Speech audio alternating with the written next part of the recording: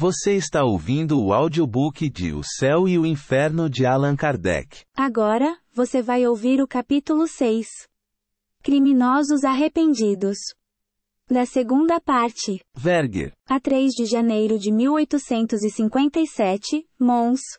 Cibur, arcebispo de Paris, ao sair da igreja de Saint-Étienne du Mont, foi mortalmente ferido por um jovem padre chamado Verger. O criminoso foi condenado à morte e executado a 30 de janeiro. Até o último instante não manifestou qualquer sentimento de pesar, de arrependimento ou de sensibilidade. Evocado no mesmo dia da execução, deu as seguintes respostas. 1. Evocação. Resposta. Ainda estou preso ao corpo. 2. Então a vossa alma não está inteiramente liberta? Resposta. Não. Tenho medo. Não sei. Esperai que torne a mim. Não estou morto, não é assim? 3. Arrependei-vos do que fizestes? Resposta. Fiz mal em matar, mas a isso fui levado pelo meu caráter, que não podia tolerar humilhações. Evocar-me, eis de outra vez. 4. Por que vos retirais? Resposta. Se o visse, muito me atemorizaria, pelo receio de que me fizesse outro tanto. 5. Mas nada tendes a temer, uma vez que a vossa alma está separada do corpo. Renunciai a qualquer inquietação, que não é razoável agora. Resposta. Que quereis? Acaso sois senhor das vossas impressões? Quanto a mim, não sei onde estou. Estou doido. 6. Esforçai-vos por ser calmo. Resposta. Não posso porque estou louco.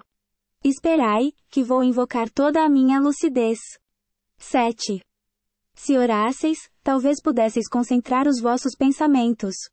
Resposta. Intimido-me. Não me atrevo a orar. 8.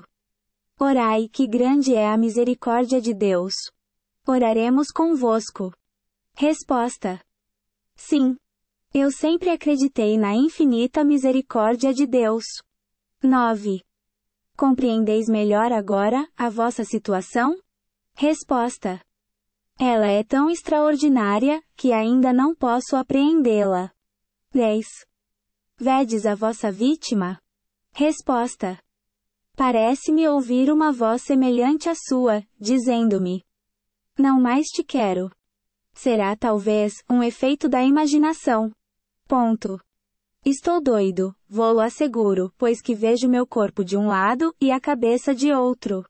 Afigurando-se-me, porém, que vivo no espaço, entre a terra e o que denominais céu. Sinto como o frio de uma faca prestes a decepar-me o pescoço, mas isso será talvez o terror da morte. Também me parece ver uma multidão de espíritos a rodear-me, olhando-me compadecidos. E falam-me, mas não os compreendo. 11. Entretanto, entre esses espíritos há talvez um cuja presença vos humilha por causa do vosso crime. Resposta. Dir-vos-ei que há apenas um que me apavora. O daquele a quem matei. 12. Lembrai-vos das anteriores existências? Resposta. Não. Estou indeciso, acreditando sonhar. Ainda uma vez preciso tornar a mim. 13. 3 dias depois. Reconhecei-vos melhor agora? Resposta. Já sei que não mais pertenço a esse mundo, e não o deploro. Pesa-me o que fiz, porém meu espírito está mais livre. Sei a mais que há uma série de encarnações, que nos dão conhecimentos úteis, a fim de nos tornarmos tão perfeitos quanto possível a criatura humana. 14. Sois punido pelo crime que cometestes? Resposta. Sim. Lamento o que fiz, e isso faz-me sofrer. 15. Qual a vossa punição? Resposta.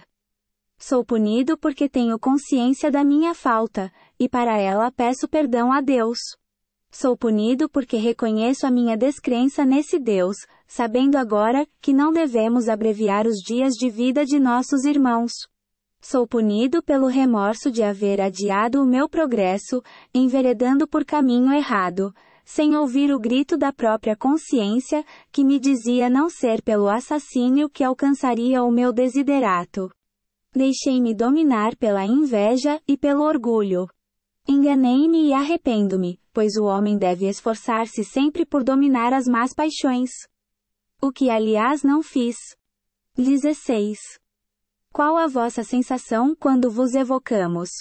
Resposta: de prazer e de temor, por isso que não sou mau. 17.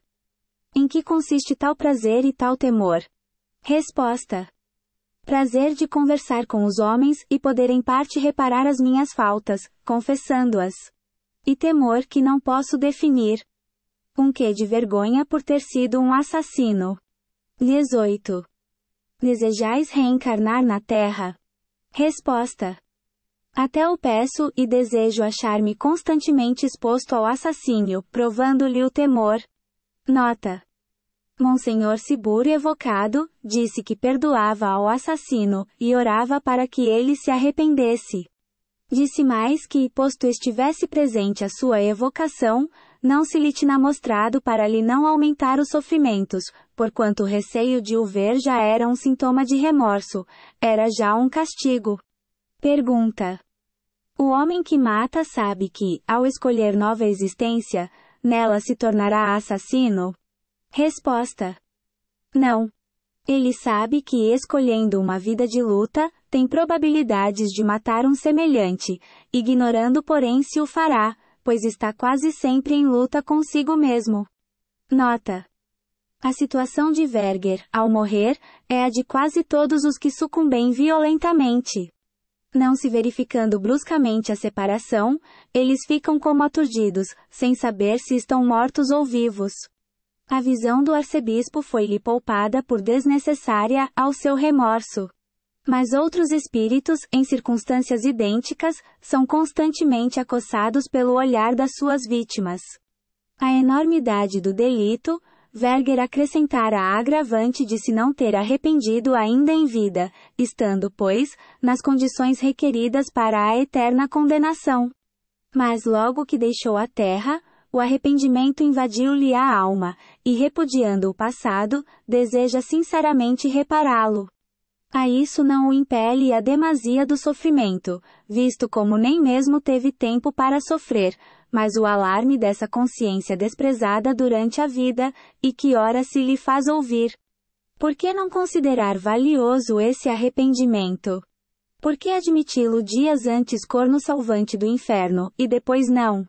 E por que, finalmente, o Deus misericordioso para o penitente, em vida, deixaria de o ser, por questão de horas mais tarde?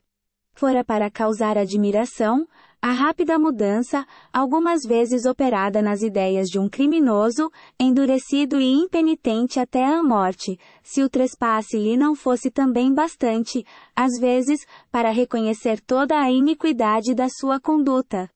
Contudo, esse resultado está longe de ser geral. O que daria é, em consequência, o não haver espíritos maus. O arrependimento é muita vez tardio, e daí a dilação do castigo. A obstinação no mal em vida, provém às vezes do orgulho de quem recusa submeter-se e confessar os próprios erros, visto estar o homem sujeito à influência da matéria, que, lançando-lhe um véu, sobre as percepções espirituais, o fascina e desvaíra. Roto esse véu, súbita luz o aclara, e ele se encontra senhor da sua razão. A manifestação imediata de melhores sentimentos é sempre indício de um progresso moral realizado, que apenas aguarda uma circunstância favorável para se revelar, ao passo que a persistência mais ou menos longa no mal, depois da morte, é incontestavelmente a prova de atraso do espírito, no qual os instintos materiais atrofiam o germen do bem, de modo a lhe serem precisas novas provações para se corrigir. Ponto. LEMAIR, evocado, em 29 de janeiro de 1858. 1. Evocação. Resposta: aqui estou. 2. Vendo-nos que sensação experimentais? Resposta: a da vergonha. 3. Retivestes os sentidos até o último momento. Rua. Sim. 4. Após a execução, tivestes imediata noção dessa nova existência? Resposta. Eu estava imerso em grande perturbação, da qual, aliás, ainda me não libertei. Senti uma dor imensa, afigurando-se-me ser o coração quem a sofria. Vi rolar não sei que aos pés do cadafalso. Vi o sangue que corria e mais pungente, se me tornou a minha dor. Pergunta. Era uma dor puramente física, análoga à que proviria de um grande ferimento, pela amputação de um membro, por exemplo? Resposta. Não. Figurai-vos antes um remorso, uma grande dor moral. 5. Mas a dor física do suplício, quem a experimentava? O corpo ou o espírito? Resposta. A dor moral excitava em meu espírito, sentindo o corpo a dor física. Mas o espírito desligado também dela, se ressentia. 6. Vistes o corpo mutilado? Resposta. Vi qualquer coisa informe, a qual me parecia integrado. Entretanto, reconhecia-me intacto, isto é, que eu era eu mesmo. P. Que impressões vos advieram desse fato? Resposta. Eu sentia muito a minha dor, estava completamente ligado a ela. 7. Será verdade que o corpo viva ainda alguns instantes depois da decapitação, tendo o supliciado a consciência das suas ideias? Resposta. O espírito retira-se pouco a pouco. Quanto mais o retém os laços materiais, menos pronta é a separação. 8. Dizem que se há notado a expressão da cólera, e movimentos na fisionomia de certos supliciados, como se estes quisessem falar. Será isso efeito de contrações nervosas, ou um ato da vontade? Resposta. Da vontade, visto como o espírito não se tem desligado. 9. Qual o primeiro sentimento que experimentastes, ao penetrar na vossa nova existência? Resposta. Um sofrimento intolerável, uma espécie de remorso pungente, cuja causa ignorava. 10. Acaso vos achastes reunido aos vossos cúmplices concomitantemente supliciados? Resposta. Infelizmente sim, por desgraça nossa, pois essa visão recíproca é um suplício contínuo, exprobrando-se uns aos outros os seus crimes. 11. Tendes encontrado as vossas vítimas? Resposta. Vejo-as. São felizes. Seus olhares perseguem-me. Sinto que me varão o ser e debalde tento fugir-lhes. Pergunta. Que impressão vos causam esses olhares? Resposta. Vergonha e remorso. Ocasionei-os voluntariamente, e ainda os abomino. Pergunta. E qual a impressão que lhes causais vós? Resposta. Piedade, é sentimento que lhes apreendo a meu respeito. 12. Terão por sua vez o ódio e o desejo de vingança? Resposta. Não. Os olhares que volvem, lembram-me a minha expiação.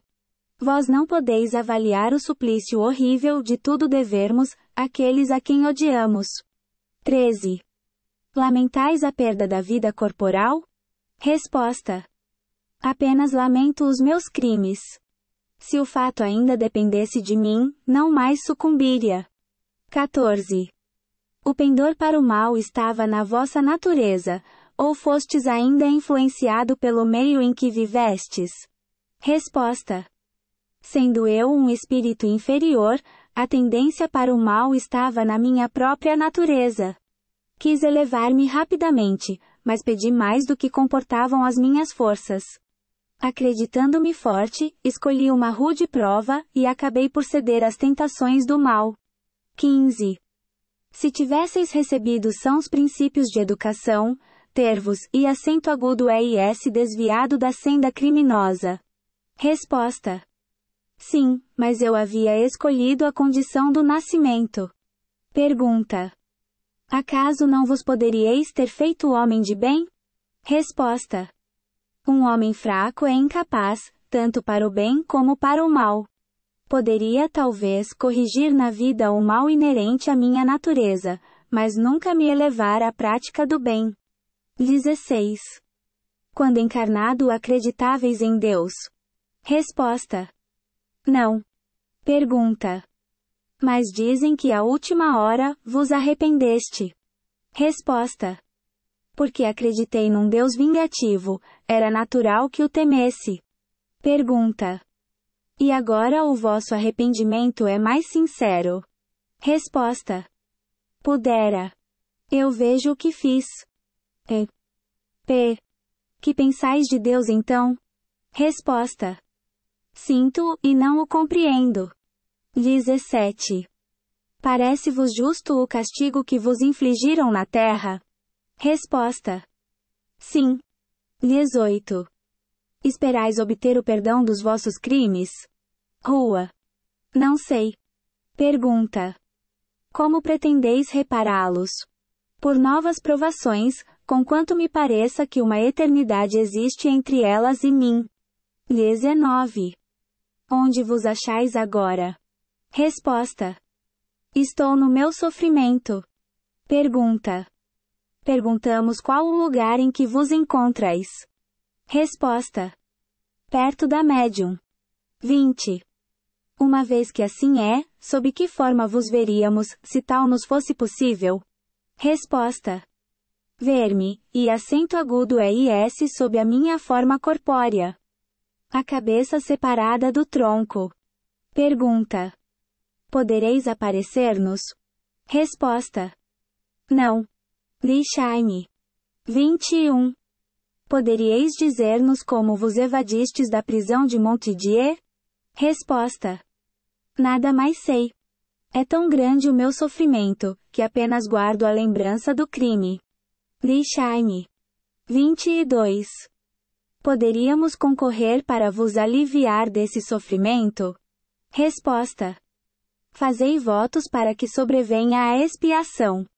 Ponto. Benoiste. Um espírito apresenta-se espontaneamente ao médium, sob o nome de Benoiste, dizendo ter morrido em 1704, e padecer horríveis sofrimentos. 1. Que fostes na terra?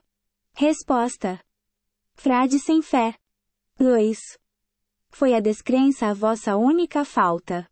Resposta: só ela é bastante para acarretar outras. 3. Podereis dar-nos alguns pormenores sobre a vossa vida? Ser-vos, a levada em boa conta, a sinceridade da confissão.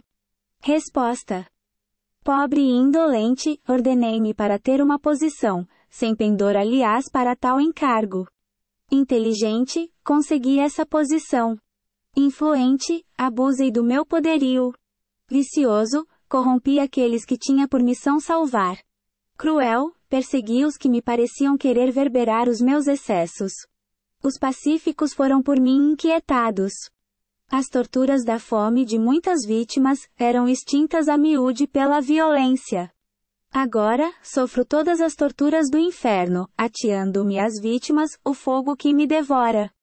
A luxúria e a fome insaciáveis perseguem-me. Crestã me acede os lábios escaldantes, sem que uma gota lhes cala em refrigério. Orai pelo meu espírito. 4. As preces feitas pelos finados, deverão ser-vos atribuídas como aos outros. Rua: acreditais que sejam edificantes, e no entanto elas têm para mim o valor das que eu simulava fazer. Não executei o meu trabalho, e assim, recebo o salário. 5. Nunca vos arrependestes? Resposta: há muito tempo.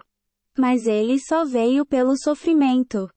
E como fui surdo ao clamor de vítimas inocentes, o Senhor também é surdo aos meus clamores. Justiça. 6. Reconheceis a justiça do Senhor. Pois bem, confiai na sua bondade, e socorrei-vos do seu auxílio. Resposta: os demônios berram mais do que eu. Seus gritos sufocam-me. Enchem-me a boca de pez fervente. Ponto. Eu o fiz grande. O Espírito não pôde escrever a palavra Deus. 7. Não estais suficientemente liberto das ideias terrenas, de modo a compreender que essas torturas são todas morais. Resposta: sofro-as. Sinto-as. Vejo os meus carrascos que têm todos uma cara conhecida, um nome que repercute em meu cérebro. 8. Mas, que poderia impelir-vos ao cometimento de tantas infâmias? Resposta: os vícios de que me achava saturado, a brutalidade das paixões. 9. Nunca implorastes a assistência dos bons espíritos para vos ajudarem a sair dessa contingência? Resposta: apenas vejo os demônios do inferno. 10. E quando estáveis na terra temíeis esses demônios? Resposta: não absolutamente, visto que só cria em o nada. Os prazeres a todo o transe constituíam o meu culto. E pois que lhes consagrei a vida, as divindades do inferno não mais me abandonaram, nem abandonarão. 11. Então não lobrigais um termo para esses sofrimentos? Resposta: o infinito não tem termo. 12. Mas Deus é infinito na sua misericórdia, e tudo pode ter um fim quando lhe aprouver. Resposta: se ele o quisesse. 13. Por que vos viestes inscrever aqui? Resposta: não sei mesmo como, mas eu queria falar e gritar para que me aliviassem. 14. E esses demônios não vos inibem de escrever? Resposta: não, mas conservam-se à minha frente, e esperam-me. Também por isso, eu desejaria não terminar. 15. É a primeira vez que deste modo escreveis? Resposta: sim. E sabíeis que os espíritos podiam assim aproximar-se dos homens? Resposta: não. Como pois o percebestes? Resposta: não sei. 16. Que sensações experimentastes ao acercar-vos de mim? Resposta: como entorpecimento dos meus terrores. 17. Como vos apercebestes da vossa presença aqui? Resposta: como quando se acorda. 18. Como procedestes para comunicar comigo? Resposta: não posso compreender, mas tu também não sentiste. 19. Não se trata de mim, porém de vós. Procurai assegurar-vos do que fazeis enquanto eu escrevo. Resposta: és o meu pensamento, eis tudo. 20. Não tivestes, pois, o desejo de me fazer escrever? Resposta: não, sou eu quem escreve, e tu pensas por mim. 21. Procurai assegurar-vos do vosso estado, porque os bons espíritos que vos cercam vos ajudarão. Rua. Não, que os anjos não vêm ao inferno. Tu não estás só. Vedes em torno. Resposta: sinto que me auxiliam a atuar sobre ti. A tua mão, obedece-me. Não te toco, aliás, e seguro-te. Como? Não sei. 22. Implorai a assistência dos vossos protetores. Vamos pedir ambos. Resposta: queres deixar-me? Fica comigo, porque vão reapossar-se de mim. Eu tu peço. Fica. Ponto. 23. Não posso demorar-me por mais tempo. Voltai diariamente para orarmos juntos, e os bons espíritos vos auxiliarão. Resposta: sim, desejo perdão. Orai por mim, que não posso fazê-lo. O guia do médium.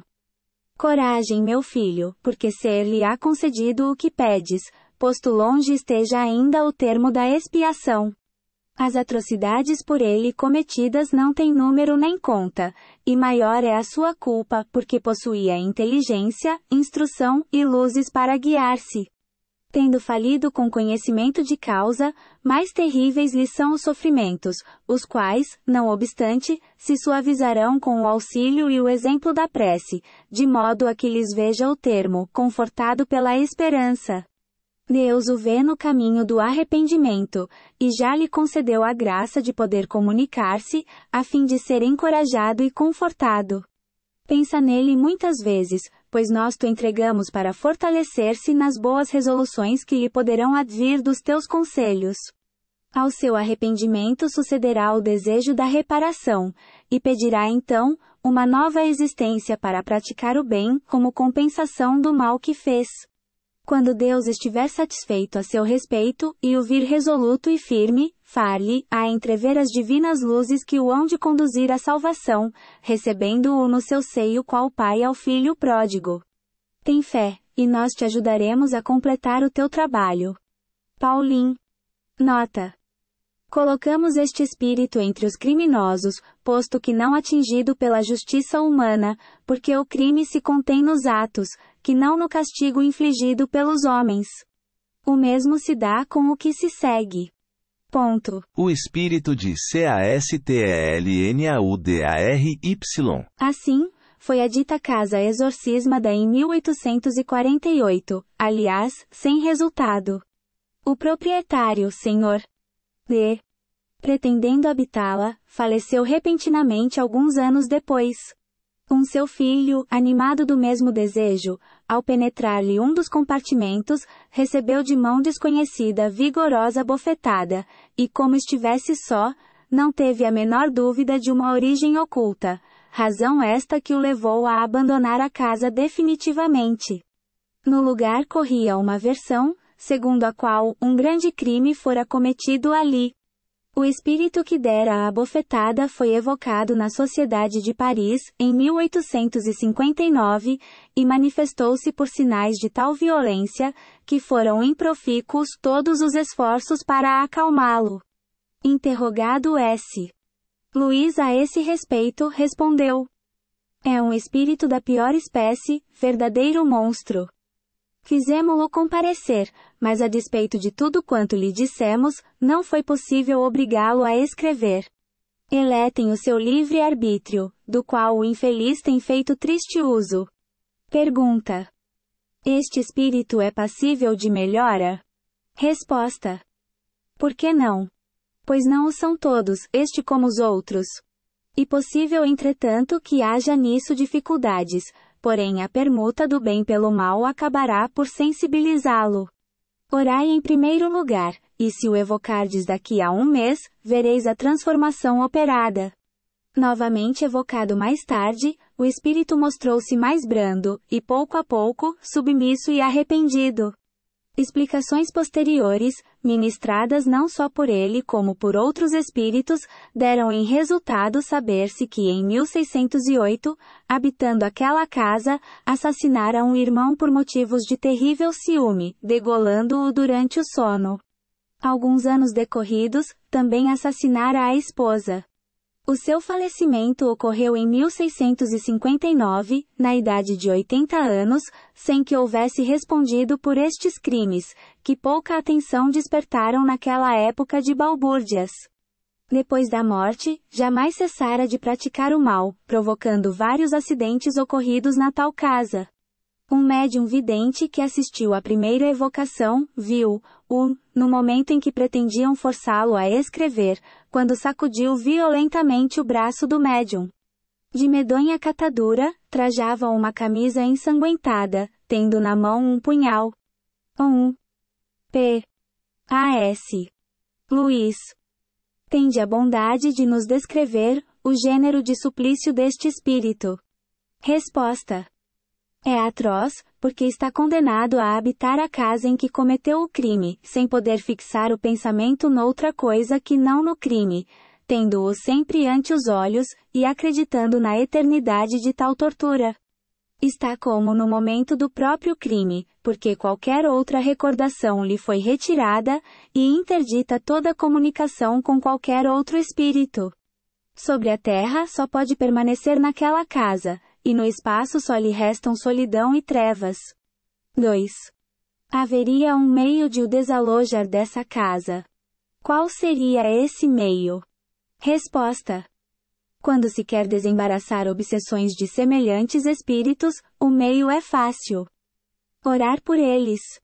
Contudo, é precisamente isso que se deixa de fazer muitas vezes, preferindo-se intimidá-los com exorcismos formulados que, aliás, muito os divertem. 3. Insinuando às pessoas interessadas essa ideia de orar por ele, fazendo-o também nós, conseguiríamos desalojá-lo? Resposta: sim, mas reparai que eu disse para orar e não para mandar orar. 4. Estando em tal situação há 2 séculos, apreciará ele todo esse tempo como se fora encarnado, isto é, o tempo parecer-lhe há tanto ou menos longo do que quando na terra.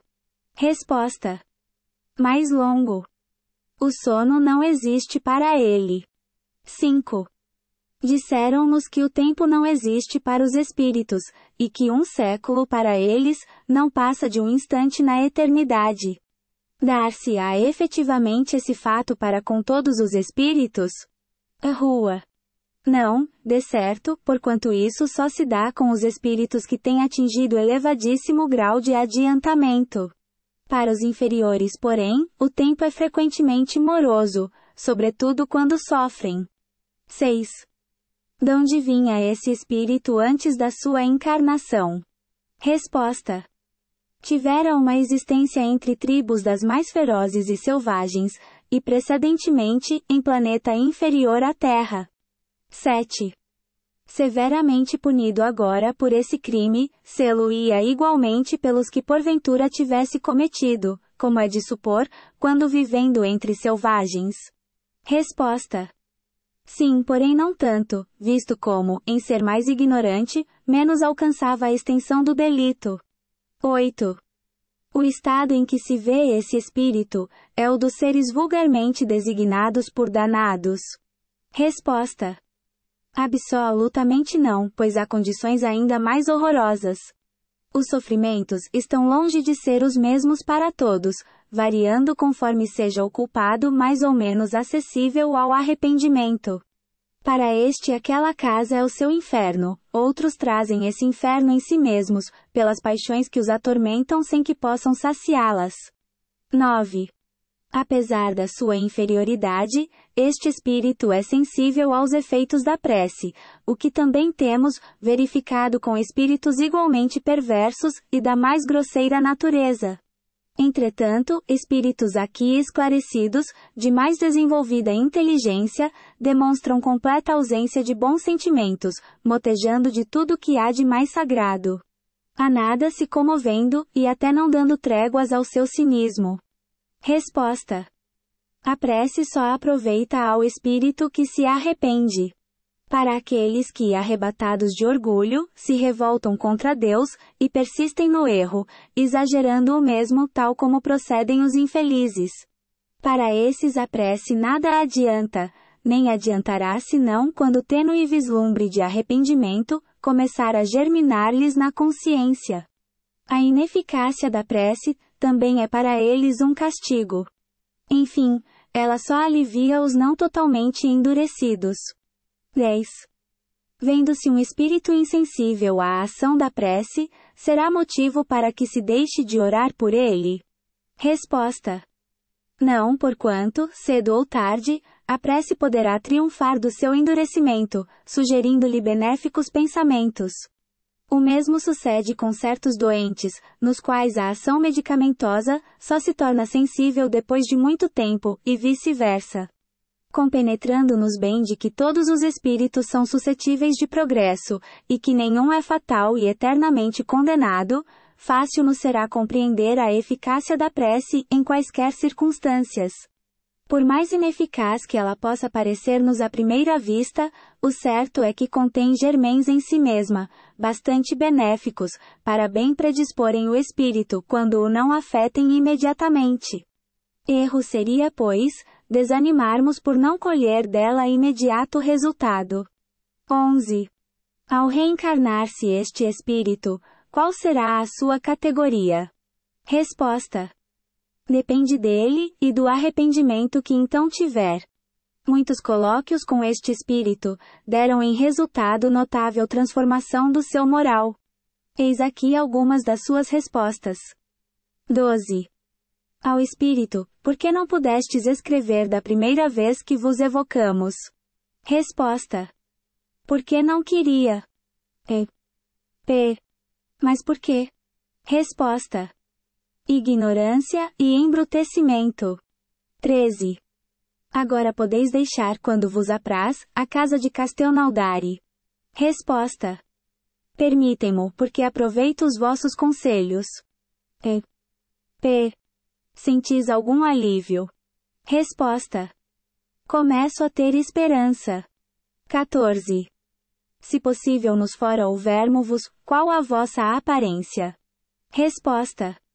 Ver-me, e acento agudo é IS com a camisa, mas sem o punhal. P. Por que não mais com o punhal? Que fim lhe destes? Resposta. Amaldiçoando, Deus arrebatou-mo das vistas. 15. Se o filho do Senhor D. O da bofetada, voltasse àquela casa, que lhe farieis? Resposta. Nada, porque estou arrependido. P. E se ele pretendesse ainda, desafiar-vos? Resposta. Não me façais essa pergunta. Eu não me dominaria, isso está acima das minhas forças, pois sou um miserável. 16. Lobrigais um termo aos vossos padecimentos? Resposta. Ainda não.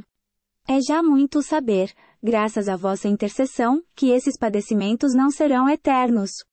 17. Tende a bondade de nos descrever a vossa situação, antes de vos evocarmos pela primeira vez. Não é preciso acrescentarmos que este pedido tem por fim sabermos como ser-vos úteis, e não a simples e fútil curiosidade. Resposta. Já vos disse que nada mais compreendia além do meu crime, e que não podia abandonar a casa em que o cometi, a não ser para vagar no espaço, solitário e obscuro. Disso não poderia eu dar-vos uma ideia, porque nunca pude compreender o que se passava. Desde que me alçava ao espaço, era tudo negrume e vácuo, ou antes não sei mesmo o que era.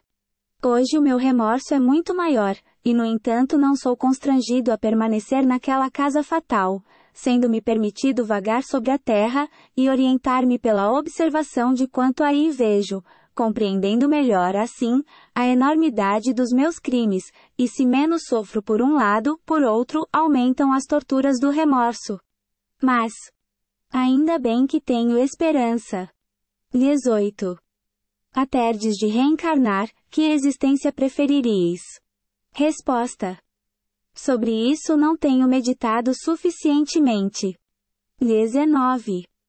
Durante o vosso longo insulamento, quase podemos dizer cativeiro, experimentastes algum remorso? Resposta. Nenhum, e por isso sofri tão longamente.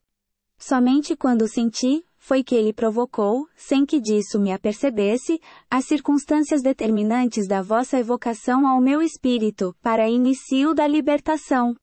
Obrigado, pois, a vós que de mim vos apiedastes e me esclarecestes. Efetivamente, temos visto avaros sofrerem à vista do ouro, que para eles, não passava de verdadeira quimera. Orgulhosos, atormentados pelo ciúme das honrarias prestadas a outros que não eles. Homens que dominavam na terra, humilhados pela potência invisível, constrangidos à obediência, em presença de subordinados que não mais se lhe curvavam. Ateus atônitos pela dúvida, em face da imensidade, no mais absoluto insulamento, sem um ser que os esclareça. No mundo dos espíritos há compensações para todas as virtudes, mas há também penalidades para todas as faltas, e destas, as que escaparam às leis dos homens, são infalivelmente atingidas pelas leis de Deus. Devemos ainda notar que as mesmas faltas, ainda que cometidas em circunstâncias idênticas, são diversamente punidas, conforme o grau de adiantamento do espírito delinquente. Aos espíritos mais atrasados, de natureza mais grosseira, como este de que vimos de nos ocupar, são infligidos castigos de alguma sorte mais materiais que morais, ao passo que o contrário se dá para com aqueles cuja inteligência e sensibilidade estejam mais desenvolvidas. Aos primeiros impõe-se o castigo apropriado à rudeza do seu discernimento, para compreenderem o erro e dele se libertarem. Assim é que a vergonha, por exemplo, causando pouca ou nenhuma impressão para estes, torna-se para aqueles intolerável. Neste divino código penal, a sabedoria, a bondade, a providência de Deus, para com as suas criaturas, revelam-se até nas mínimas particularidades, sendo tudo proporcionado e concatenado com admirável solicitude para facilitar ao culpado os meios de reabilitação. As mínimas aspirações são consideradas e recolhidas.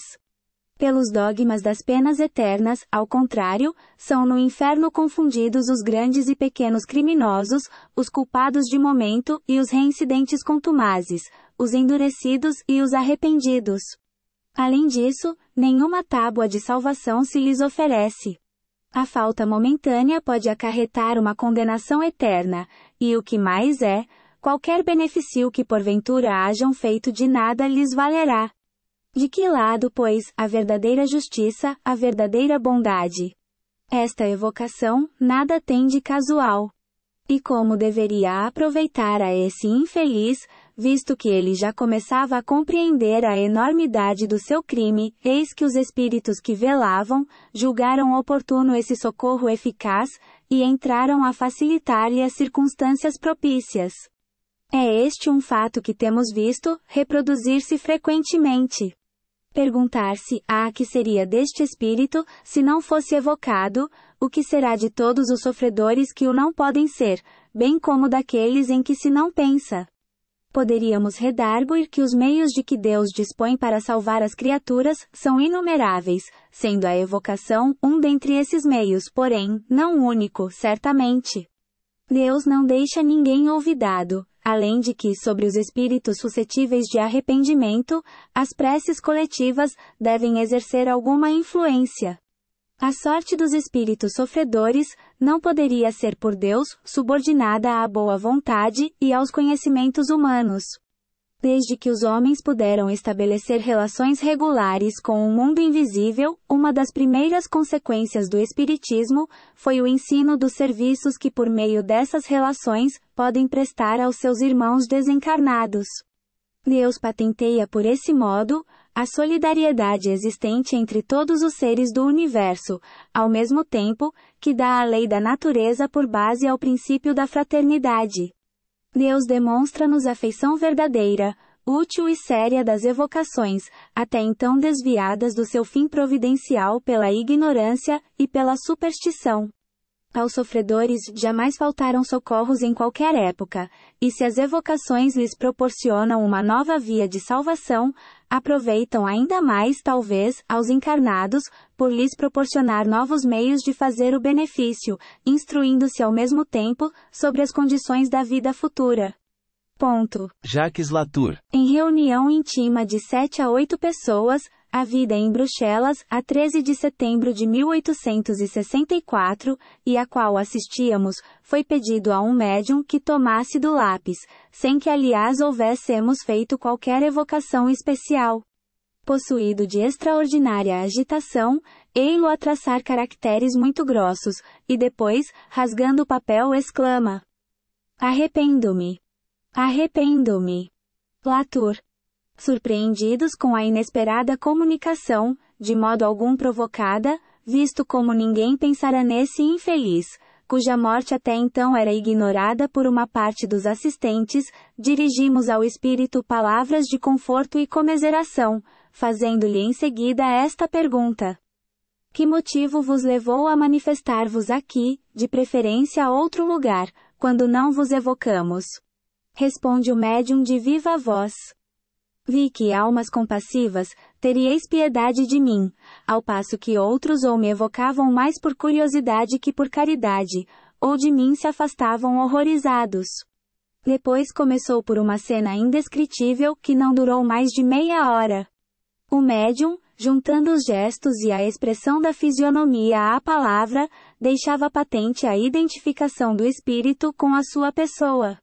Às vezes, esses gestos de cruel desespero desenhavam vivamente o seu sofrimento. O tom da sua voz era tão compungido, as súplicas tão veementes, que ficávamos profundamente comovidos.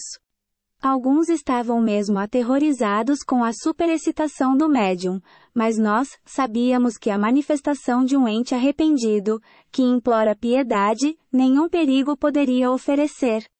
Se ele buscou os órgãos do médium, é que melhor desejava patentear a sua situação, a fim de que mais nos interessássemos pela sua sorte, e não como os espíritos obsessores e possessores, que visam apoderar-se dos médiums para os dominarem. Tal manifestação lhe fora talvez permitida não só em benefício próprio, como também para a edificação dos circunstantes. Ei-lo a exclamar: ó, sim, piedade! Muito necessito dela. Não sabeis o que sofro. Não o sabeis, e não podereis compreendê-lo. É horrível. A guilhotina. Ponto. Que vale a guilhotina comparada a este sofrimento de agora? Nada. É um instante. Este fogo que me devora assim é pior, porque é uma morte contínua, sem tréguas nem repouso. Sem fim. Ponto. E as minhas vítimas ali estão ao redor, a mostrar-me os ferimentos, a perseguir-me com seus olhares. Aí estão, e vejo-as todas. Todas. Sem poder fugir-lhes. E este mar de sangue. Ponto de exclamação. E este ouro manchado de sangue. Ponto de exclamação. Tudo aí está. Tudo. E sempre ante meus olhos. E o cheiro de sangue. Não o sentis? Ó! Sangue e sempre sangue. Elas que imploram as pobres vítimas, e eu a feri-las sempre. Sempre. Impiedosamente. Ponto. O sangue inebria-me. Acreditava que depois da morte tudo estaria terminado, e assim foi que afrontei o suplício e afrontei o próprio Deus, renegando-o. Ponto. Entretanto, quando me julgava aniquilado para sempre, que terrível despertar! Oh! Sim, terrível, cercado de cadáveres, de espectros ameaçadores, os pés atolados em sangue. Ponto de exclamação. Ponto. Acreditava-me morto, e estou vivo. Horrendo. Horrendo. Mais horrendo que todos os suplícios da terra. Ah! Se todos os homens pudessem saber o que há para além da vida, saberiam também quanto custam as consequências do mal. Certo, não haveria mais assassínios, nem criminosos, nem malfeitores. Eu só quisera que todos os assassinos pudessem ver o que eu vejo e sofro. Oh! Então não mais o seriam, porque é horrível este sofrimento. Bem sei que o mereci, ó! Meu Deus, porque também eu não tive compaixão das minhas vítimas. Repelia as mãos súplices, quando imploravam que as poupasse. Sim, fui cruel, de certo, matando-as covardemente para roubá-las. E fui ímpio, e fui blasfemo também, renegando o vosso sacratíssimo nome. Quis enganar-me, porque eu queria persuadir-me de que vós não existíeis. Meu Deus, eu sou grande criminoso. Agora o compreendo. Mas não tereis piedade de mim? Ponto. Vós sois Deus, isto é, a bondade e a misericórdia. Sois onipotente. Piedade, Senhor? Piedade. Eu vô-lo peço, não sejais inexorável. Libertai-me destes olhares odiosos, destes espectros horríveis. Deste sangue. Das minhas vítimas. Olhares que, quais punhaladas, me varão o coração. Vós outros que aqui estáis, que me ouvis, sede bondosos, almas caritativas. Sim, eu o vejo, sei que tendes piedade de mim, não é verdade? Reveis de orar por mim. Oh! Eu vô-lo suplico, não me abandoneis como fiz outrora aos outros. Pedireis a Deus que me tire este horrível espetáculo diante os olhos, e ele vos ouvirá, porque sois bons. Imploro, orai por mim. Os assistentes, sensibilizados, dirigiram-lhe palavras de conforto e consolação. Deus, disseram-lhe, não é inflexível. Apenas exige do culpado um arrependimento sincero, aliado à vontade de reparar o mal praticado. Uma vez que o vosso coração não está petrificado, e que lhe pedis o perdão dos vossos crimes, a sua misericórdia baixará sobre vós. Preciso é, pois, que persevereis, na boa resolução de reparar o mal que fizestes. Certo, não podeis restituir às vítimas as vidas que lhes arrancastes, mas, se o impetrardes com fervor, Deus permitirá que as encontreis em uma nova encarnação, na qual lhes podereis patentear tanto devotamento quanto o mal que lhes fizestes. E quando a reparação lhe parecer suficiente, para logo entrareis na sua santa graça. Assim, a duração do vosso castigo está nas vossas mãos, dependendo de vós o abreviá-lo. Comprometemo-nos a auxiliar-vos com as nossas preces, e invocar para vós a assistência dos bons espíritos. Vamos pronunciar em vossa intenção a prece que se contém em O Evangelho segundo o Espiritismo, referente aos espíritos sofredores e arrependidos. Não pronunciaremos a que se refere aos maus espíritos, porque desde que vos arrependeis, que implorais, que renunciais ao mal, não passais para nós de um espírito infeliz e não mau. Feita essa prece, o espírito continua, depois de breves instantes de calma. Obrigado, meu Deus. Ponto. Ó. Obrigado. Tivestes piedade de mim. Eis que se afastam os espectros. Não me abandoneis, enviai-me os vossos bons espíritos para me sustentarem. Obrigado. Depois desta cena, o médium fica alquebrado, abatido, os membros laços por algum tempo. A princípio, apenas tem vaga ideia do que se há passado, mas pouco a pouco vai se lembrando de algumas das palavras que pronunciou sem querer, reconhecendo que não era ele quem falara. No dia seguinte, em nova reunião, o espírito tornou a manifestar-se, reencetando a cena da véspera, porém por minutos apenas, e isso com a mesma gesticulação expressiva, posto que menos violenta. Depois, tomado de agitação febril, escreveu: Grato às vossas preces. Experimento já uma sensível melhora.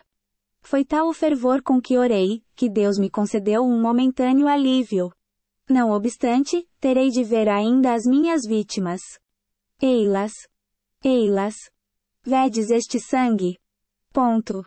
Repetiu-se a prece da véspera. O espírito continua dirigindo-se ao médium. Perdoai o ter me apossado de vós. Obrigado pelo alívio que proporcionais aos meus sofrimentos. Perdoai o mal que vos causei, mas eu tenho necessidade de me comunicar, e só vós o podeis. Obrigado. Obrigado. Que já sinto algum alívio, posto não tenha atingido o fim das provações. As minhas vítimas voltarão dentro em breve. Eis a punição a que fiz jus, mas Deus meu, sede indulgente. Orai todos vós por mim, tende piedade. Latour.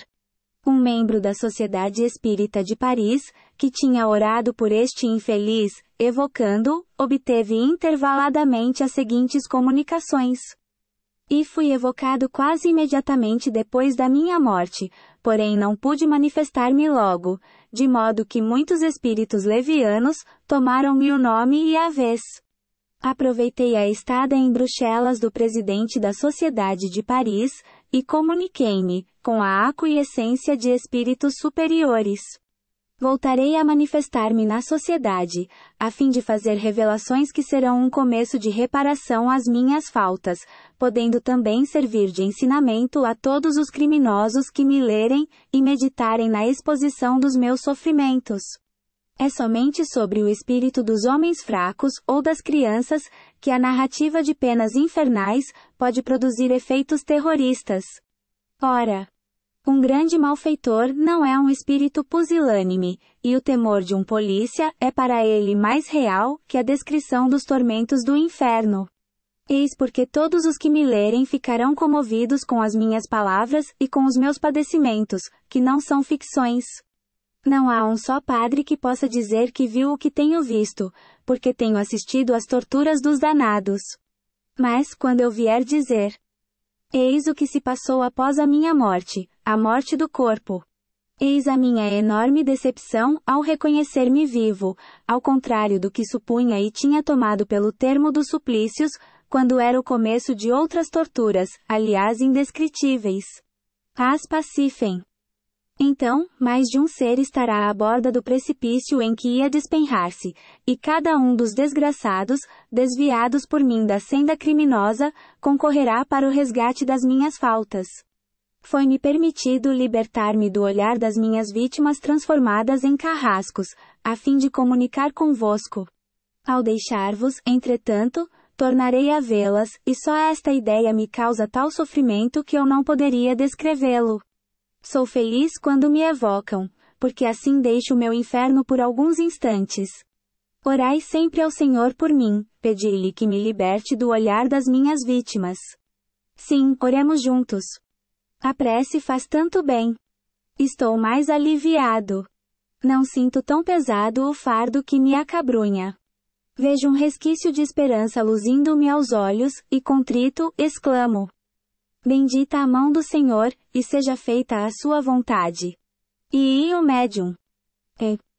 Em vez de pedir a Deus para vos furtar ao olhar das vossas vítimas, eu vos convido a pedir comigo, para que vos dê a força necessária, a fim de suportardes essa tortura expiatória. Latour.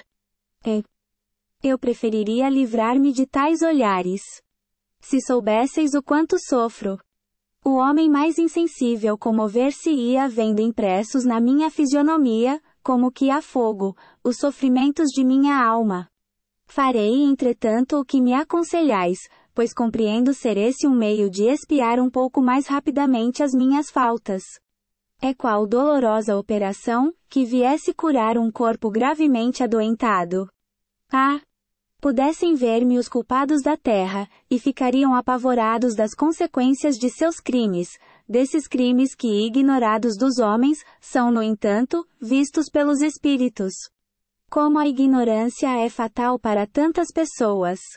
Que responsabilidade assumem os que recusam instrução às classes pobres da sociedade.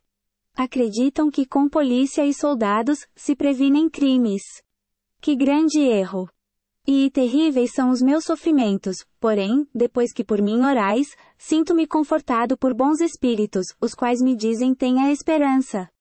Compreendo a eficácia do remédio heróico que me aconselhastes, e peço a Deus, me dê forças para suportar esta dura expiação, aliás igual, posso afirmá-lo, ao mal que fiz. Não quero excusar-me das minhas atrocidades. Mas o certo é que, para nenhuma das minhas vítimas, salvo a precedência de alguns instantes, na morte, a dor não existia, e as que tinham terminado a provação terrena, foram receber a recompensa que as aguardava. Para mim, entretanto, ao voltar ao mundo dos espíritos, só houve sofrimentos infernais, excetuados os curtos instantes em que me manifestava. Em que pecem aos seus quadros terroristas, os padres só têm uma fraca noção dos verdadeiros sofrimentos que a justiça divina reserva aos infratores da lei do amor e da caridade. Como insinuar a pessoas sensatas que uma alma, isto é, uma coisa imaterial, possa sofrer ao contato do fogo material? É absurdo, e por isso tantos e tantos criminosos se riem desses painéis fantásticos do inferno. O mesmo, porém, não se dá quanto à dor moral do condenado, após a morte física. Orai para que o desespero não se aposse de mim. E vê muito grato vos sou pela perspectiva que me trouxestes, e a cujo fim glorioso sei que devo chegar quando purificado. Sofro muito, mas parece-me que os sofrimentos diminuem. Não posso acreditar que no mundo dos espíritos, a dor diminua pouco a pouco à força de hábito. Não. O que eu depreendo é que as vossas preces salutares me aumentaram as forças, de modo que, pelas mesmas dores, com mais resignação, eu menos sofro. O pensamento se me volve então para a última existência, e vejo as faltas que teria conjurado se soubesse orar. Hoje compreendo a eficácia da prece. Compreendo o valor dessas mulheres honestas e piedosas, fracas pela carne, porém fortes pela fé. Compreendo, enfim, esse mistério ignorado pelos supostos sábios da terra. Preces. Palavra que por si só provoca o riso dos espíritos fortes. Aqui os espero no mundo espiritual, e quando a venda que encobre a verdade se romper para eles, então, a seu nuto se prosternaram aos pés do Eterno a quem desprezaram, e serão felizes em se humilhar para que seus pecados e crimes sejam revelados. Hão de compreender então a virtude da prece. Orar é amar, e amar é orar. E eles amarão o Senhor, e lhe dirigiram preces de reconhecimento e de amor, regenerados pelo sofrimento. E pois que devem sofrer, pedirão como eu peço a força necessária ao sofrimento e à expiação. Em deixando de sofrer, hão de orar ainda para agradecer o perdão merecido por sua submissão e resignação. Oremos, irmão, para que mais me fortaleça. Ó! Obrigado à tua caridade, meu irmão, pois que estou perdoado. Deus me liberta do olhar das minhas vítimas. Ó! Meu Deus! Bendito sejais vós por toda a eternidade, pela graça que me concedeis. Ó! Meu Deus! Sinto a enormidade dos meus crimes, e curvo-me ante a vossa onipotência. Senhor! Eu vos amo de todo o meu coração, e vos suplico a graça de me permitirdes, ao vosso arbítrio, sofrer novas provações na terra. Voltar a ela como missionário da paz e da caridade, ensinando as crianças a pronunciar com respeito o vosso nome. Peço-vos que me seja possível ensinar que vos amem, a vós, Pai que sois de todas as criaturas. Obrigado, meu Deus. Sou um espírito arrependido, e sincero é o meu arrependimento. Tanto quanto meu impuro coração pode comportá-lo, eu vos amo com esse sentimento que é pura emanação da vossa divindade. Irmão, oremos, pois meu coração transborda de reconhecimento. Estou livre, quebrei os grilhões, não sou mais um reprobo. Sou um espírito sofredor, mas arrependido, a desejar que o meu exemplo pudesse conter nos umbrais do crime, todas as mãos criminosas que vejo prestes a levantarem-se. Ó! Para trás, recuai, irmãos, pois as torturas que preparais serão atrozes. Não acrediteis que o Senhor se deixará tão prontamente submeter à prece dos seus filhos. São séculos de torturas que vos esperam. O Guia do Médium. Dizes que não compreendes as palavras do Espírito. Procura ter uma ideia da sua emoção e do seu reconhecimento para com o Senhor, coisas que ele acredita não poder testemunhar melhor do que tentando demover todos esses criminosos por ele vistos, mas que tu não podes ver. Aos ouvidos desses, quereria ele que chegassem as suas palavras. Mas o que te não disse ele, porque o ignora ainda, é que lhe será permitido o início de missões reparadoras. Irá para junto dos que lhe foram cúmplices procurando inspirar-lhes arrependimento, implantando em seus corações o germen do remorso. Frequentemente se vêem na terra pessoas, tidas por honestas, lançarem-se aos pés de um sacerdote para se acusarem de um crime. É o remorso quem lhes dita a confissão da culpa. Pois se o véu que te encobre o mundo invisível se desfizesse, verias muitas vezes o espírito cúmplice ou instigador de um crime, tal como fará Jacques Latour, inspirando o remorso ao espírito encarnado, no afã de reparar a própria falta. Teu guia protetor. Mais tarde, o médium de Bruxelas, o mesmo que recebera o primeiro ditado, obteve o seguinte: nada mais receeis de mim, que estou tranquilo, em que pese ao sofrimento que ainda tenho.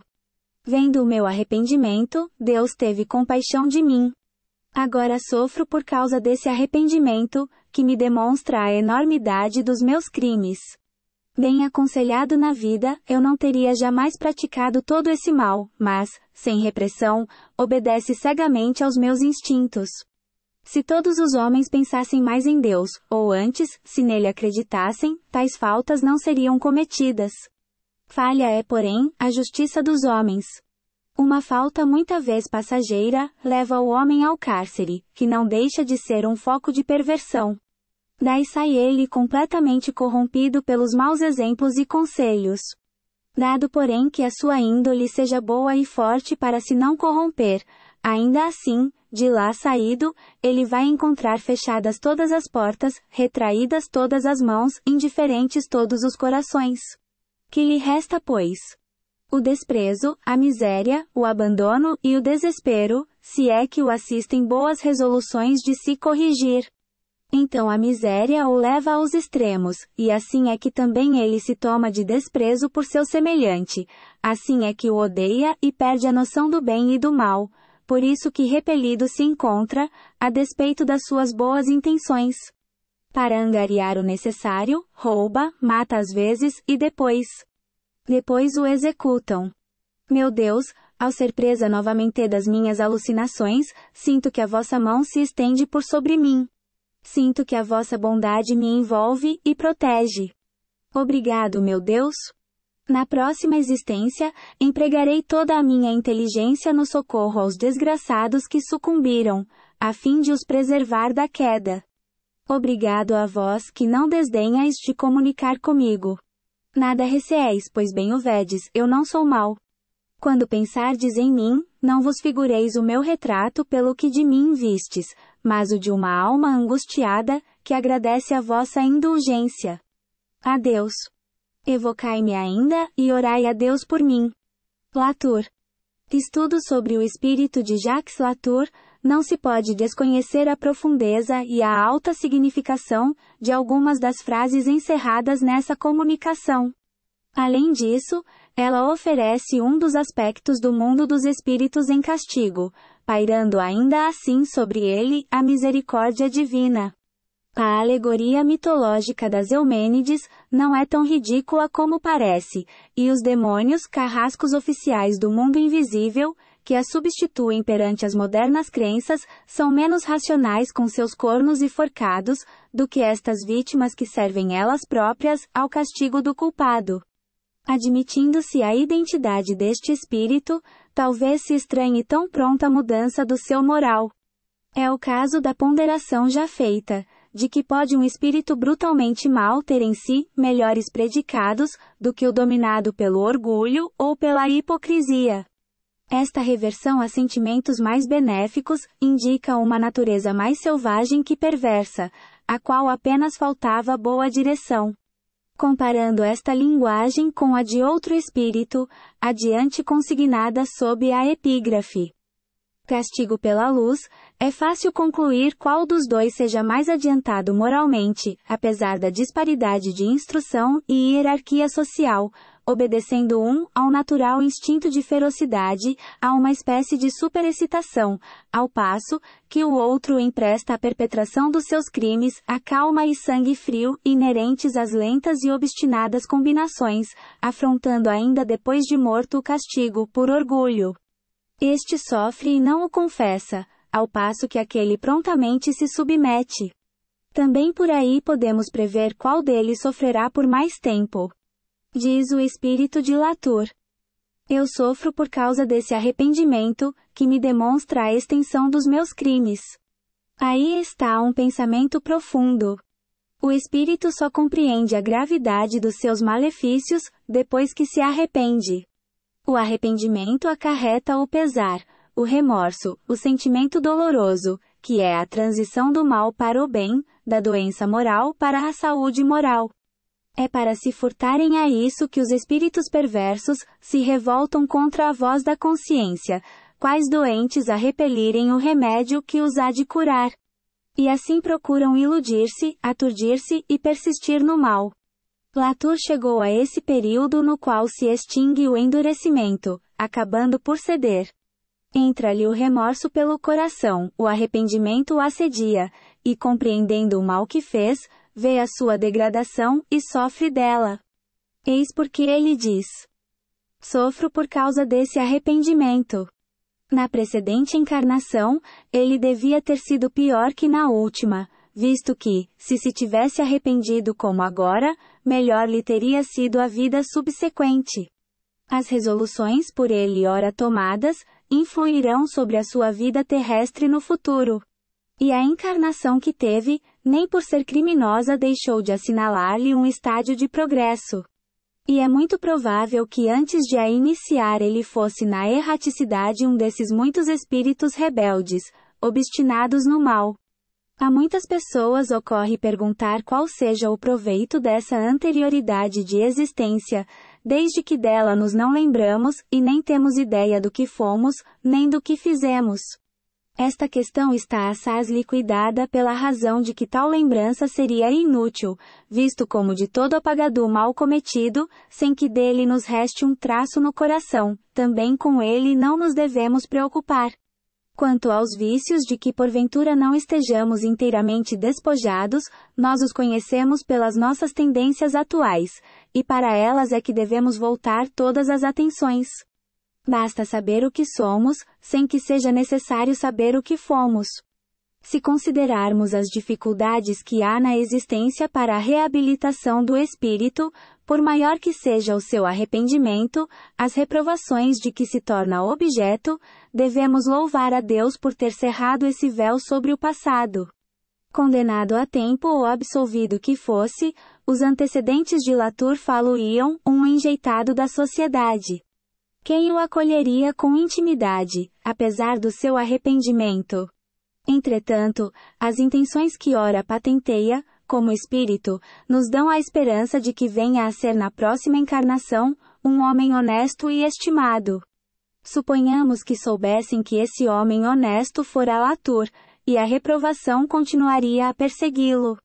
Esse véu sobre o passado é que lhe franqueia a porta da reabilitação, porque pode sem receio e sem pejo ombrear-se com os mais honestos. Quantos há que desejariam poder apagar da memória de outrem certas fases da própria vida? Qual a doutrina que melhor se concilia com a bondade e justiça de Deus? Demais, esta doutrina não é uma teoria, porém o resultado de observações. Por certo não foram os espíritos que a imaginaram, porém eles viram e observaram as situações diferentes que muitos espíritos apresentam, e daí o procurarem explicá-las, originando-se então a doutrina. Aceitaram-na, pois, como resultante dos fatos, e ainda por lhes parecer mais racional, que todas as emitidas até hoje, relativamente ao futuro da alma. Não se pode recusar a estas comunicações um grande fundo moral. O espírito poderia ter sido auxiliado nesses raciocínios e, sobretudo, na escolha das suas expressões, por outros mais adiantados. Mas o fato é que estes apenas influem na forma, que não na essência, e jamais fazem que o espírito inferior esteja em contradição consigo mesmo. Assim é que em Latour poderiam ter poetizado a forma do arrependimento, mas não lhe o insinuaram contra sua vontade, porque o espírito tem o seu livre arbítrio. Em Latour lobrigaram o germe dos bons sentimentos, e por isso o auxiliaram a exprimir-se, contribuindo assim para desenvolvê-lo, ao mesmo tempo que em seu favor imploravam comiseração. Que há de mais digno, mais moralizador, capaz de impressionar mais vivamente, do que o espetáculo deste grande criminoso, exprobrando-se a si mesmo, o desespero e os remorsos? Nesse criminoso que, perseguido pelo incessante olhar de suas vítimas e torturado, eleva a Deus o pensamento, implorando misericórdia. Não será isso um exemplo salutar para os culpados? Posto que simples e desprovidos de fantasmagóricas encenações, compreende-se a natureza dessas angústias, porque elas, apesar de terríveis, são racionais. Poder-se-ia talvez estranhar tão grande transformação num homem como Latour. Mas por que havia de ser inacessível ao arrependimento? Por que não possuir também ele a sua corda sensível? O pecador seria, pois, votado ao mal eternamente. Não lhe chegaria por fim, um momento em que a luz se lhe fizesse nalma. Era justamente essa hora que chegara para Latour. E ali está precisamente o lado moral dos seus ditados. É a compreensão que ele tem do seu estado, são os seus pesares, os seus planos de reparação, que tornam tais mensagens eminentemente instrutivas. Que haveria de extraordinário se Latour confessasse um arrependimento sincero antes da morte, se dissesse antes da morte o que veio dizer depois? Não há quanto a isso inúmeros exemplos?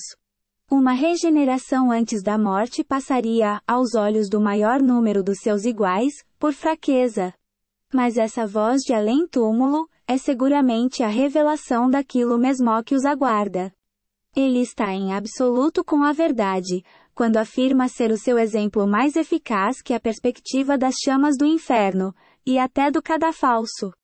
Por que não lhes ministrar esses sentimentos no cárcere? Eles fariam refletir, do que aliás já temos alguns exemplos. Mas como crer nas palavras de um morto, quando ninguém acredita que para além da morte não esteja tudo acabado?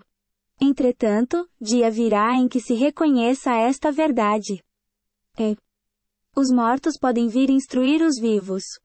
Outras muitas instruções importantes se podem tirar dessas comunicações.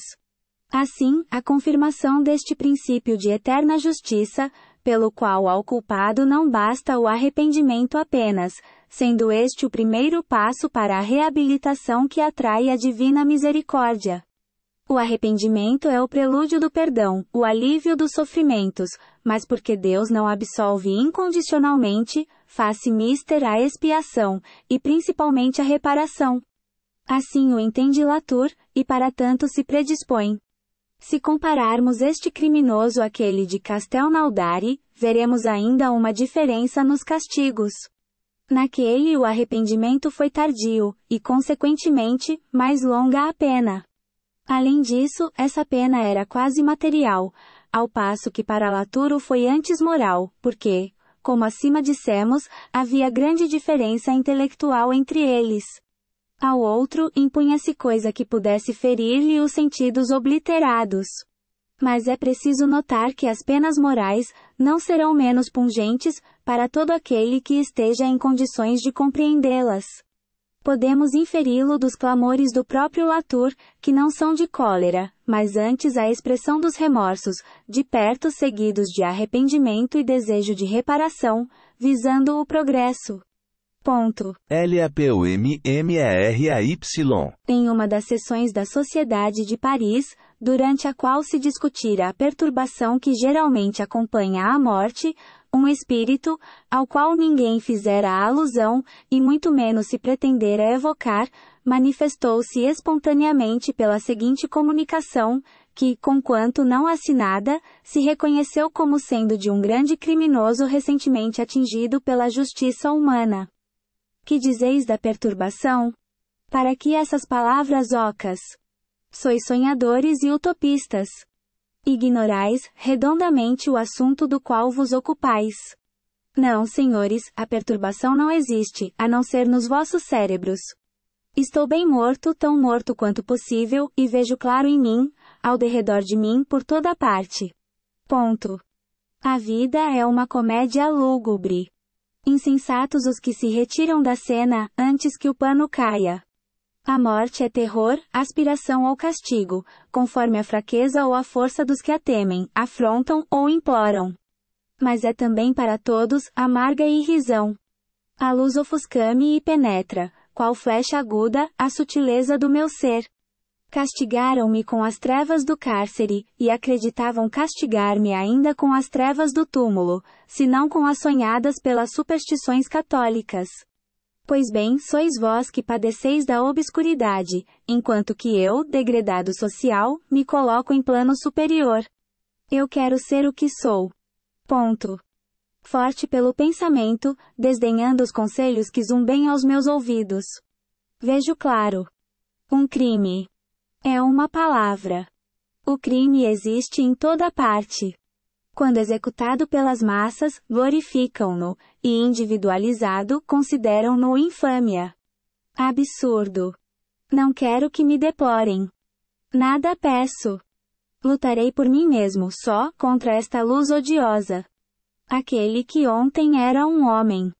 Analisada esta comunicação na assembleia seguinte, reconheceu-se no próprio cinismo da sua linguagem um profundo ensinamento, patenteando na situação desse infeliz, uma nova fase do castigo que espera o culpado.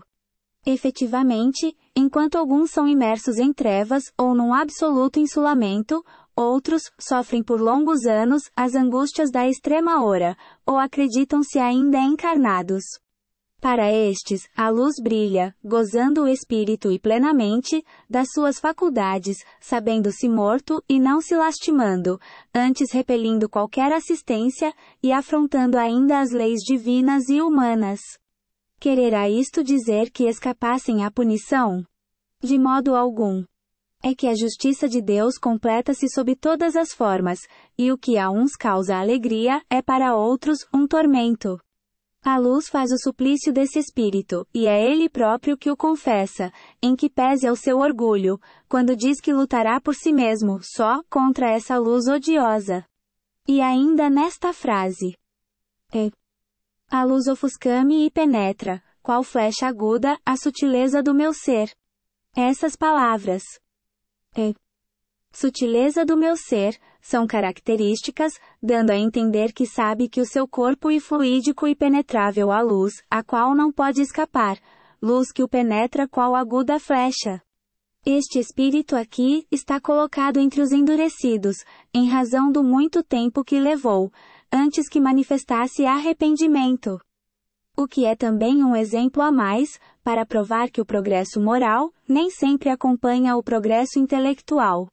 Entretanto, pouco a pouco se foi corrigindo, e deu mais tarde ditados instrutivos e sensatos. Hoje, ele poderá ser colocado entre os espíritos arrependidos.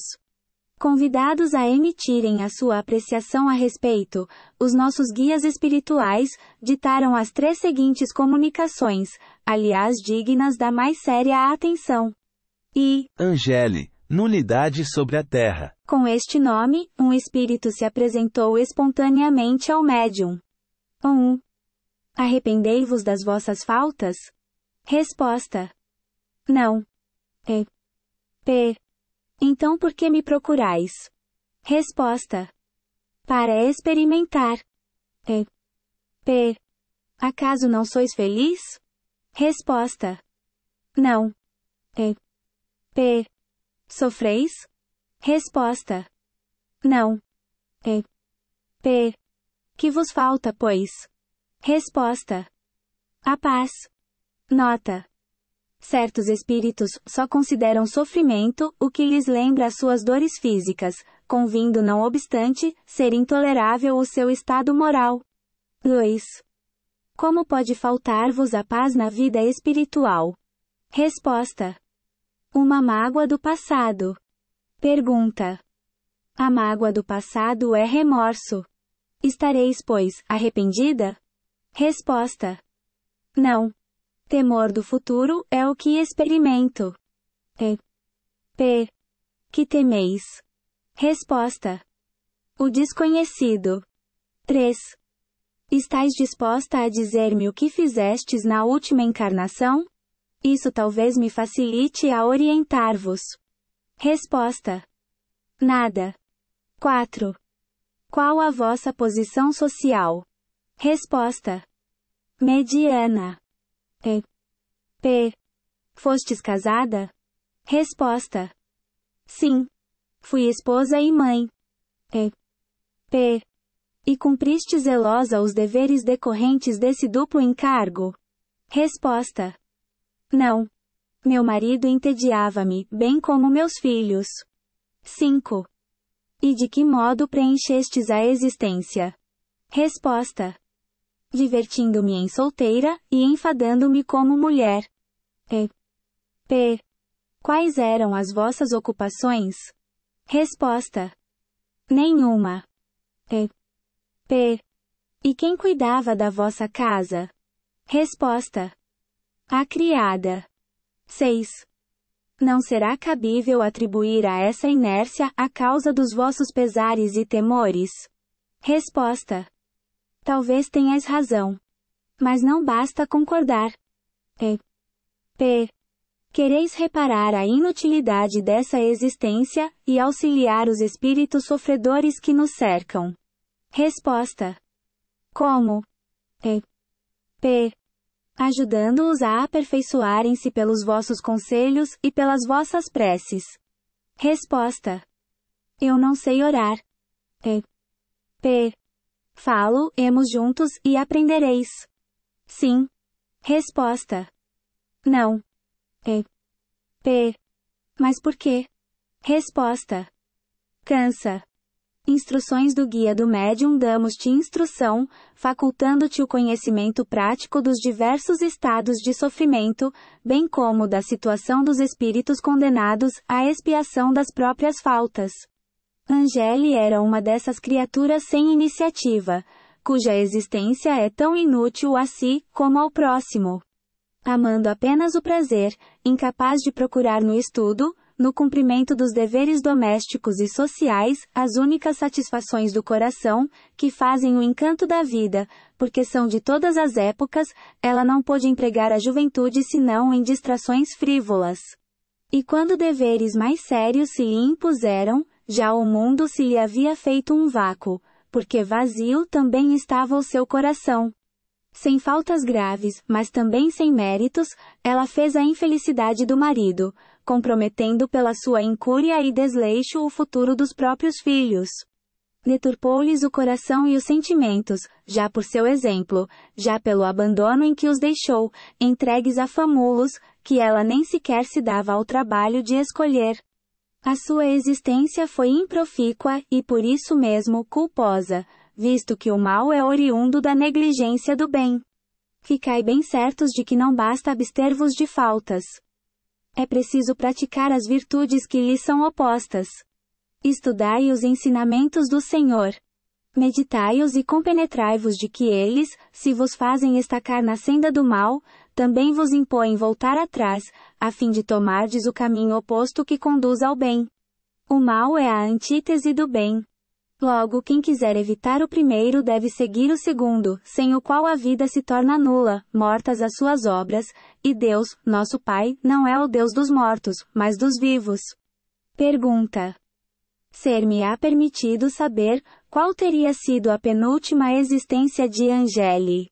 A última deveria ter sido consequência dela, isto é, da penúltima. Rua.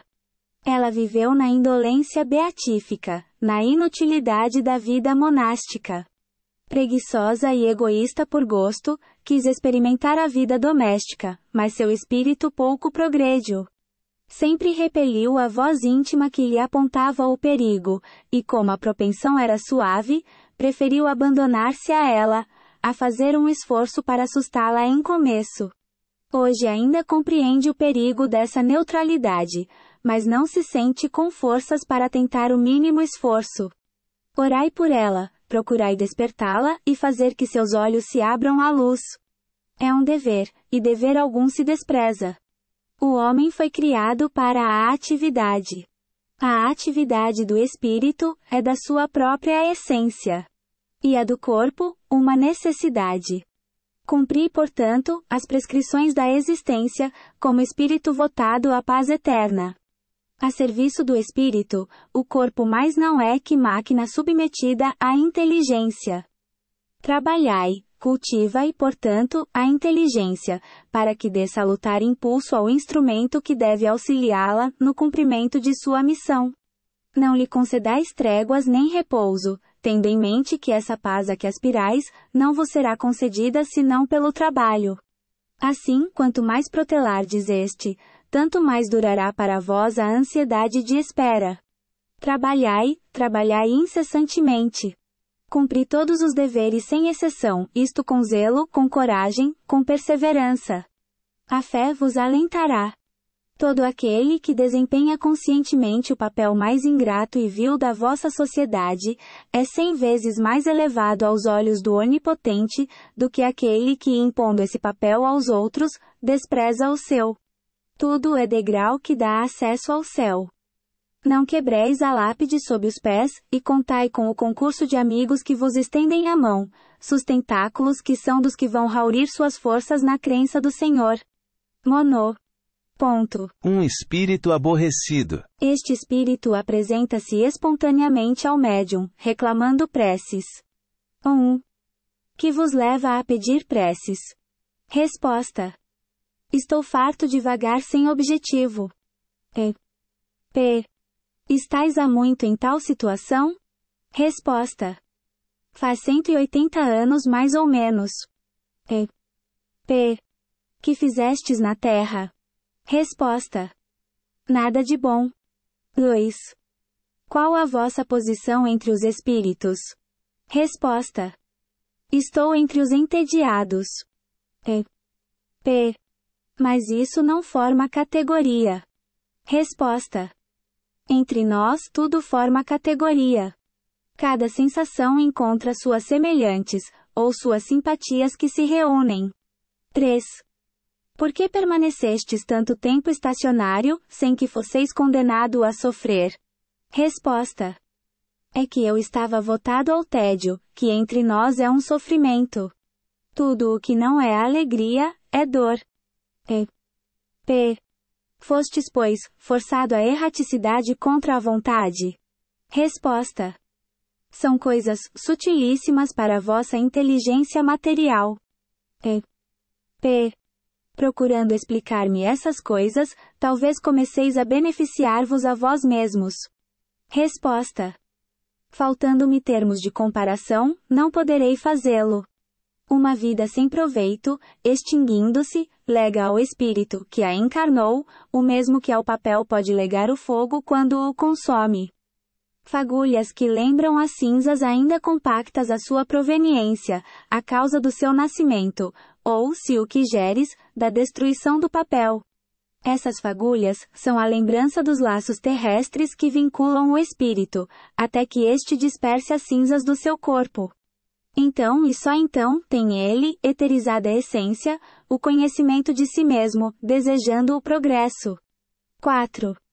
Qual poderia ter sido a causa desse aborrecimento de que vos acusais? Resposta: consequências da existência.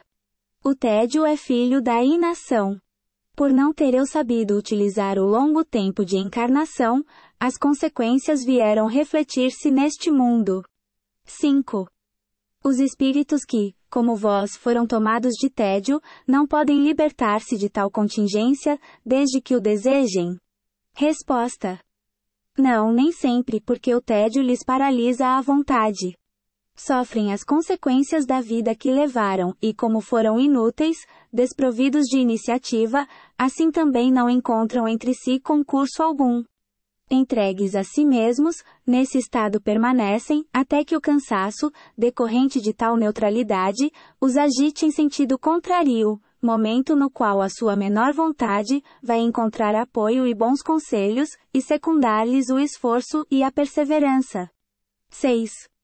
Podeis dizer-me algo da vossa existência terrena? Resposta: deveis compreender que pouco me é dado a dizer, visto como o tédio, a nulidade e a inação provém da preguiça, que por sua vez, é mãe da ignorância. 7. E não vos aproveitaram as existências anteriores? Resposta: sim, todas, porém parcamente, visto serem reflexos umas das outras. O progresso existe sempre, porém tão insensível que se nos torna inapreciável. 8. Enquanto esperais uma nova encarnação, apraz-vos repetir as vossas comunicações? Resposta: evocai-me para me obrigardes a vir, pois com isso me prestareis um benefício. 9. Podeis dizer-nos por que tão frequentemente varia a vossa caligrafia? Resposta: porque interrogais muito, o que aliás me fatiga, quando tenho necessidade de auxílio. O guia do médium. O trabalho intelectual é que o fatiga, obrigando-nos a prestar o nosso concurso para que possa dar resposta às tuas perguntas. Este é um ocioso no mundo espiritual, assim como o foi no planeta. Trouxemo-lo a ti para que tentasses arrancá-lo dessa apatia, desse tédio que constitui verdadeiro sofrimento, às vezes mais doloroso que os sofrimentos agudos, por se poder prolongar indefinidamente. Imagina a perspectiva de um tédio sem fim. A maior parte das vezes, são os espíritos dessa categoria que buscam as vidas terrestres apenas como passatempo, e para interromper a monotonia da vida espiritual. Assim acontece aí, chegarem frequentemente sem resoluções definidas para o bem, obrigados a recomeçarem sucessivamente, até atingirem a compreensão do verdadeiro progresso. Ponto. A rainha de Oude. 1. Quais as vossas sensações ao deixardes o mundo terrestre? Resposta. Ainda perturbada, torna-se-me impossível explicá-las. P. Sois feliz? Resposta. Tenho saudades da vida. Não sei. Experimento acerbar a dor, da qual a vida me libertaria. Quisera que o corpo se levantasse do túmulo. 2. Lamentais o ter sido sepultada entre cristãos, que não no vosso país? Resposta. Sim, a terra indiana menos me pesaria sobre o corpo. P. Que pensais das honras fúnebres tributadas aos vossos despojos? Resposta. Não foram grande coisa, pois eu era rainha, e nem todos se curvaram diante de mim. Deixai-me. Forçam-me a falar, quando não quero que saibais o que ora sou. Asseguro-vos, eu era rainha. 3. Respeitamos a vossa hierarquia, e só insistimos para que nos respondais no propósito de nos instruirmos. Acreditais que vosso filho recupere de futuro os estados de seu pai? Resposta. Meu sangue reinará, por certo, visto como é digno disso. P. Ligais a essa reintegração de vosso filho, a mesma importância que lhe dáveis quando encarnada? Resposta. Meu sangue não pode misturar-se com o do povo. 4. Não se pôde fazer constar na respectiva certidão de óbito, o lugar do vosso nascimento. Podereis nulo dizer agora? Resposta. Sou oriunda do mais nobre dos sangues da Índia. Penso que nasci em Delhi. 5. Vós que vivestes nos esplendores do luxo, cercada de honras, que pensais hoje de tudo isso? Resposta. Que tenho direito. P. A vossa hierarquia terrestre concorreu para que tivesseis outra mais elevada nesse mundo em que ora estáis? Resposta. Continuo a ser rainha. Que se enviem escravas para me servirem. Ponto. Mas, não sei. Parece-me que pouco se preocupam com a minha pessoa aqui. E contudo eu sou sempre a mesma. 6. Professáveis a religião muçulmana ou a hindu? Resposta. Muçulmana. Eu, porém, era bastante poderosa para que me ocupasse de Deus. P. No ponto de vista da felicidade humana, quais as diferenças que assinalais entre a vossa religião e o cristianismo? Resposta. A religião cristã é absurda. Diz que todos são irmãos. P. Qual a vossa opinião a respeito de Maomé? Resposta. Não era filho de rei. P. Acreditais que ele houvesse tido uma missão divina? Resposta. Isso que me importa. Ponto de exclamação. P. Qual a vossa opinião quanto ao Cristo? Resposta. O filho do carpinteiro não é digno de preocupar meus pensamentos. 7. Que pensais desse uso pelo qual as mulheres muçulmanas se furtam aos olhos masculinos? Resposta. Penso que as mulheres nasceram para dominar. Eu era mulher. P. Tendes inveja da liberdade de que gozam as europeias? Resposta. Que poderia importar-me tal liberdade? Servem-nas acaso ajoelhados? 8. Tendes reminiscências de encarnações anteriores a esta, que vindes de deixar? Resposta. Deveria ter sido sempre rainha. 9. Por que acudistes tão prontamente ao nosso apelo? Resposta. Não queria fazê-lo, mas forçaram-me. Acaso julgarás que eu me dignaria responder-te? Que és tu a meu lado? P. E quem vos forçou a vir? Resposta. Eu mesma não sei. Posto que não deva existir ninguém mais poderoso do que eu. 10. Sob que forma vos apresentais aqui? Rua. Sempre rainha. E pensas que eu tenha deixado de o ser? És pouco respeitoso. Fica sabendo que não é desse modo que se fala a rainhas. 11. Se nos fosse dado enxergar-vos, ver-vos íamos com os vossos ornatos e pedrarias? Resposta. Certamente. P.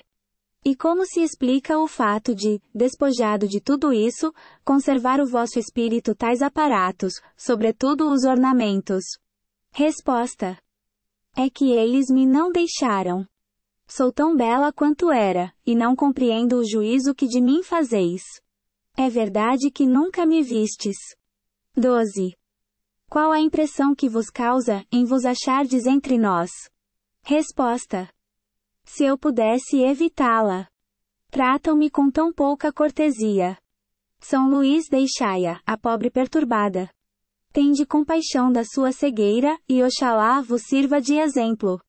Não sabeis quanto padece o seu orgulho. Nota. Evocando esta grandeza decaída ao túmulo, não esperávamos respostas de grande alcance, dado o gênero da educação feminina nesse país.